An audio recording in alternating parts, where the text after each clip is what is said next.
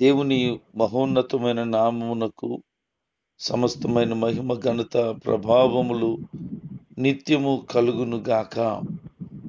నేటి వాక్య ధ్యానం కొరకు హోషేయ గ్రంథం 4వ అధ్యాయం. దేశంలో ఉన్న ప్రజల యొక్క పరిస్థితి ఎలాగుందో ప్రభువారు ఈ యొక్క 4వ అధ్యాయంలో ప్రవక్త అయిన హోషేయ ద్వారా తెలియచేస్తున్నారు. దేవుని ప్రజలైన ఇశ్రాయేలు జనాంగము ఎలాంటి పరిస్థితుల్లో ఉన్నారో చాలా సుస్పష్టంగా తెలియచేస్తున్నారు. ఏమంటున్నారంటే వారి మీద చాలా మాటలు మాట్లాడాల్సి వస్తుంది. ఎందుకంటే వారు పూర్తిగా దేవునికి దూరంగా బ్రతుకుతున్నారు. దేవుని యొక్క ఆలోచన కూడా వారు మరిచిపోయిన పరిస్థితి కనబడుతోంది కనుక దేవుడు ఆ విషయాలన్నీ వారితో మాట్లాడుతున్నారు. వారు స్థితి ఏమైపోయింది అని అంటే దేవుని గూర్చిన జ్ఞానాన్ని వారు మరచిపోయారట. వాళ్ళు సత్యంగా బ్రతకడం కూడా మర్చిపోయారు. వాళ్ళు ఇతరుల మీద కనికరాన్ని చూపించడానికి కూడా మర్చిపోయారు. అందుకే ఆయన అంటున్నాడు, దేశము పాడైపోయింది, దేశ నివాసులతో నేను గొడవాడుతున్నాను. ఎందుకు అంటే అబద్ధాలని వాళ్ళు పలుకుతున్నారు, హత్యలు చేస్తున్నారు, దొంగతనం చేస్తున్నారు, వ్యభిచారం చేస్తున్నారు. అది అలాగూ వారికి అలవాటైపోయింది.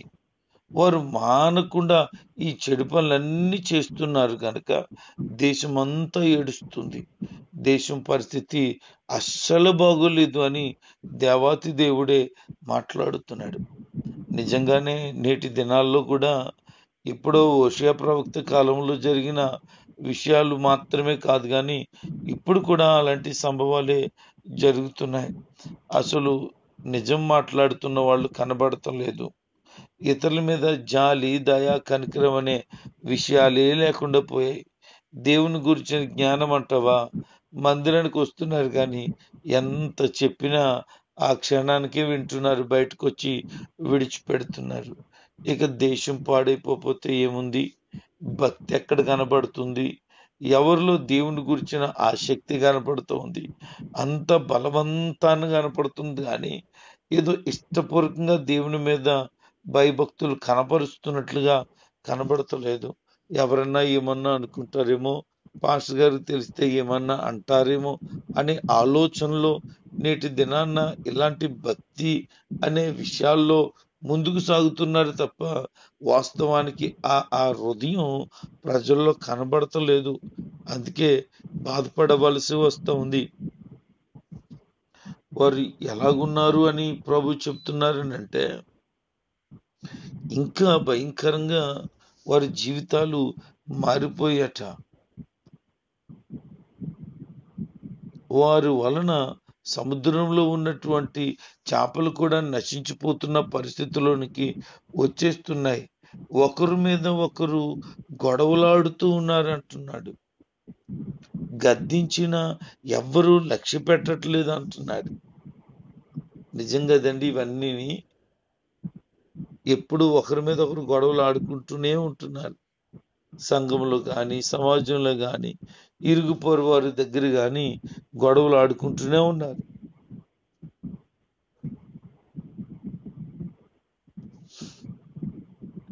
పొరపాటున ఎవరైనా వారిని గద్దిస్తే అస్సలు లెక్క చేయట్లేదు. నువ్వెవడవి నాకు చెప్పడానికి, నాకు నీకేమి సంబంధం ఉంది, నా మీద హక్కు ఎవరికి ఇచ్చారు, నీకు ఇచ్చారా అని మాట్లాడుతున్నారు. నేటి దినాన్న పిల్లలను కూడా కంట్రోల్లో పెట్టడానికి చాలా కష్టమైపోతున్న పరిస్థితులు ఈ లోకంలో మనం చూస్తున్నాం కదా. అంటే వారి యొక్క లోకపు తీరు ఎంత ఘోరంగా మారిపోయిందో. చివరికట్ట వాళ్ళు ఎలా తయారైపోయారంటే యాజకునితో గొడవలాడే వాళ్ళుగా ఉన్నారట. నిజం, ఈ విషయాన్ని నేను చదువుతూ ధ్యానిస్తున్నప్పుడు ఇలాగే ఉన్నారా బాబు ప్రస్తుత కాలంలో ప్రజలు. ఇప్పుడు కొన్ని వందల సంవత్సరాల కిందట ఓషియా కాలంలో జరిగిన సంభవాలు కాదు, నేటి దినాన్న కూడా ఇవే. దైవజనుడి మీద గొడవలాడుతున్నారు, కేసులు ఎడుతున్నారు. విచిత్రం కాదు ఇది. బుర్ర పనిచేయలేకపోతున్న పరిస్థితులు కనపడుతూ ఉన్నాయి. అలా ఉన్నారట ప్రజలు. అందుకే ప్రభు చెప్తున్నాడు, నీ పని అయిపోతుంది ఇంకా. ఎందుకంటే దైవజనుడి మీదే నువ్వు గొడవకి వెళ్తావా అని దేవుడు చొరవ తీసుకుంటున్నాడు. అంత మాత్రమే కాదు, వారి కుటుంబ పరిస్థితి అంతా కూడా వేరేగా మారిపోబోతుందని కూడా చెప్తున్నాడు. ఎందుకు? దేవుని సేవకుడి మీద చేసిన తిరుగుబాటు, దేవుని యొక్క జ్ఞానాన్ని విసర్జించిన పరిస్థితులు, దేవునికి దూరం అయిపోయిన పరిస్థితులన్నీ కనబడుతున్నాయి. ఇంకా వారిలో కనబడుతున్న లోపాలు ఏంటి అని అంటే, ధర్మశాస్త్రాన్ని మర్చిపోయారట వాళ్ళు. దేవుని వాక్యాన్ని చదవటం లేదు. దేవుని వాక్యం గురించిన భయం కూడా వాళ్ళకి లేదు. ధర్మశాస్త్రంలో ఉన్న ఆజ్ఞలన్నీ కూడా మర్చిపోయారు. అందుకే వ్యభిచరించవద్దు, దొంగిలించవద్దు అని చెప్పిన ధర్మశాస్త్రపు యొక్క విధి విధానాలను వారు మర్చిపోయారు. కాబట్టే ఇక్కడ ఆ విషయాలు చెప్తున్నారు. ధర్మశాస్త్రాన్ని వాళ్ళు మర్చిపోయారు. ఇంకానట కలిగిన కొద్ది దేవునికి దూరం అయిపోయారట. కలిమి విస్తరించుట చేత వారు అధికమైన పాపం చేస్తున్నారట. వారి యొక్క ఘనత నీచానికి మార్చేస్తానంటున్నాడు దేవుడు. ఎందుకు మార్చేస్తాడు? వారికి కలిగిన గొప్పతనం దేవుని వల్లనే కదా.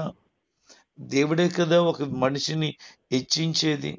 మరి దేవుణ్ణే మర్చిపోతే మరి దేవుడికి కోపం రాదంటావా? కనీసం దేవుని గురించిన ఆలోచన కూడా లేదట. అందుకే అంటున్నారు, దేవుణ్ణి అసలు లక్ష్య పెట్టట్లేదట, పట్టించుకోవట్లేదట. అంత తలబిరుసుతనం వచ్చేసింది. వారికి మతి చెడిపోయింది అంటున్నాడు దేవుడు. అంత ఘోరమైన దుష్కార్యాలు చేస్తూ దేవునికి విరుద్ధమైన బ్రతుకులు బ్రతుకుతున్నారు. మొండితనాన్ని కలిగి ఉన్నారట వాళ్ళు. తల్లిదండ్రుల మీద తిరుగుబాటే, పెద్దల మీద తిరుగుబాటే, అందరి మీద వారి యొక్క మొండితనాన్ని ప్రదర్శిస్తున్నారు ఈ రోజున.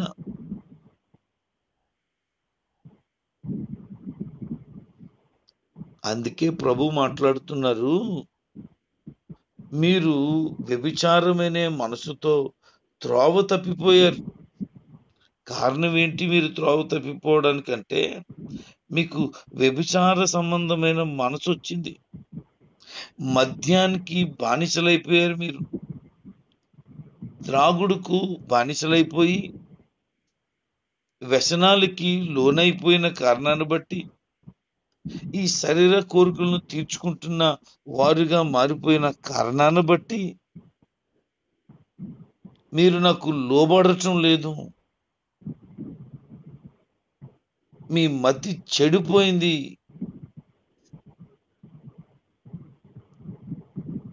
అంటూ వారి గురించి మాట్లాడుతున్నాడు దేవుడు. వారికి ఏమాత్రం కూడా దేవుని పట్ల భయం లేదు. అందుకే దేవుడు చొరవ తీసుకుని మాట్లాడుతున్నారు, మీరు ఇలాంటి పరిస్థితుల్లో ఉన్నారు గనుకనే, మీరు నన్ను మర్చిపోయారు గనుక నేను కూడా నీ పిల్లలను మర్చిపోతాను. వారిని నేను పట్టించుకోవడం మానేస్తాను. వారి జీవితాలు ఎలాగుంటాయో మీరు చూస్తారు. నన్ను గూర్చిన ఆలోచన కూడా మీకు లేదు గనక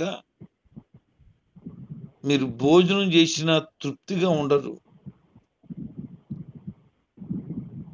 మీరు ఏదో గొప్పతనాలు కలుగుతున్నాయి అనుకుంటున్నారే, అవి నీచమైన స్థితికి దిగజారిపోతాయి. మీ జీవితంలో సిగ్గు మొదలవుతుంది. జాగ్రత్తగా ఉండండి అని ప్రజలను హెచ్చరిస్తున్నాడు. ఎంత ఘోరమైన స్థితిలోనికి వెళ్ళిపోతే, దేవుడు బాధపడితే ఇన్ని విషయాలు ప్రస్తావన తెస్తాడు. అబద్ధాలు ఆడుతున్నారు, మోసాలు చేస్తున్నారు, దేవుని జ్ఞానాన్ని గురించిన ఆలోచన లేదు వాళ్ళకి, ఇతరుల పట్ల కనికరం లేదు. అంత మాత్రమే కాదు, నరహత్య చేస్తున్నారు, వ్యభిచారం చేస్తూ ఉన్నారు, ధర్మశాస్త్రాన్ని మర్చిపోయారు, దైవజనుడి మీద గొడవకి తెగబడ్డారు. వారు సంపాదించుకోవడంలో దేవునికి దూరం అయిపోయారు. కనీసం దేవుని గురించిన ఆలోచన కూడా లేకుండా పోయారు. వారు పూర్తిగా మొండివారే ఉన్నారు. ఇన్ని రకాలైన గుణగణాలు వారిలో కనబడుతున్నాయి. అవన్నీ చెప్తున్నాడు దేవుడు. మీరు ఇలాంటి స్వభావంతో ఉన్నారు గనుకన నేను ఊరుకోను. ఖచ్చితంగా మీ మతి చెడిపోయిన కారణాన్ని బట్టి మీ పిల్లలు నేను విడిచిపెట్టి మీరు భోజనం తిన్న తృప్తి లేకుండా ఉండి మీ గొప్పతనాలు ఉన్నాయి అవి నీచమైన స్థితికి మార్చేస్తే అప్పుడు మీకు సిగ్గు కలుగుతుంది. అప్పుడు మీకు అర్థమవుతుంది, అయ్యో దైవ భయం లేకుండా, దైవ భక్తి లేకుండా మాకు ఇష్టం వచ్చినట్లు బ్రతుకుతున్నాము అని. ఈరోజు ఈ మాటలు వింటున్న వారులారా, మీకు ఇష్టం వచ్చినట్లు బ్రతకాలనంటే భూమి మీద బతకూడదు మీరు.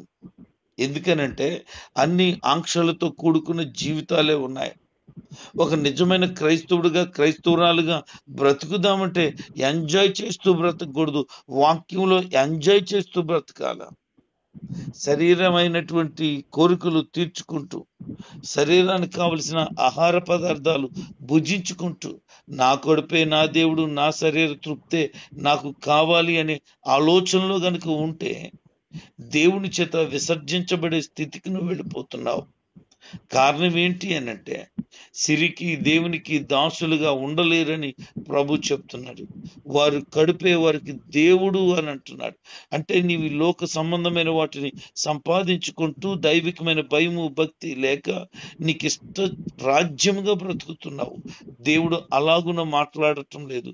నీకు ఇష్టం వచ్చినట్లు బ్రతకాలి అనంటే చెడుతనం, పాపం దూరం చేసుకోవాలి. ఈ లోక సంబంధమైన ఆశలకు నువ్వు దూరం అవ్వాలి. పరిశుద్ధత, పవిత్రత అనే మాటల జీవితాన్ని, పరిశుద్ధమైన జీవితాన్ని నువ్వు జీవించాలి అని ప్రభు కోరుకుంటున్నాడు. దేవునికి ఎంత ఉన్నతమైన ఉద్దేశం అంటే, ఎందుకు పరిశుద్ధంగా ఉండాలని ప్రభు కోరుకుంటున్నాడు అంటే, పరిశుద్ధత లేకుండా ఎవరు కూడా ప్రభుని చూడలేరు. పరలోకం వెళ్ళాలంటే హృదయ శుద్ధి కావాలి. కాబట్టి మనల్ని పరిశుద్ధంగా ఉండమంటున్నాడు. కానీ ప్రజలు ఏమైపోతున్నారు అంటే, భ్రష్టాత్మ పట్టిన వారే లోక సంబంధమైన వాటిలో మునిగిపోతూ ఉన్నారు. తిరుగుబాటుదారులు గాను, వ్యతిరేకమైన స్వభావములు గాను, శరీరేచ్ఛలు నెరవేర్చుకునే వారు గాను, చాలా భయంకరమైన పరిస్థితులతో మునిగిపోతున్న వారు గాను కనబడుతున్నారు.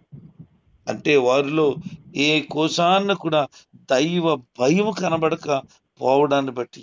కనుక ఈ రోజున ఈ మాటలు వింటున్న మీరైనా దైవ భయము భక్తిని కలిగి చెడుతనాన్ని విడిచిపెట్టి నీతియుక్తమైన మార్గంలో సాగగలిగితే దేవుడు మీ పట్ల కలిగి ఉన్న ఉద్దేశం, ఆలోచన తప్పకుండా నెరవేర్చబడుతుంది. ప్రభు చెప్తున్నాడు, నీతిమంతుణ్ణి అని ఎన్నడూ విడువడట, వారిని కదలనీడట, వారి బ్రతుకులను స్థిరపరుస్తాడు. అందుకే నీతియుక్తమైన జీవితాన్ని జీవించడానికి నీవు సంసిద్ధపరచుకో.